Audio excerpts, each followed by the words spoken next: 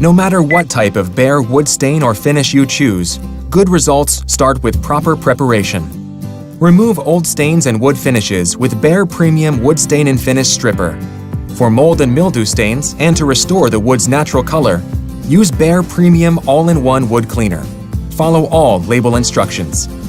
Depending on the look you want, choose a bare solid color or semi-transparent stain or a transparent wood finish.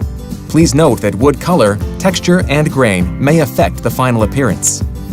Apply bare stains and wood finishes with a quality pad applicator, brush, roller, or sprayer, following all label instructions.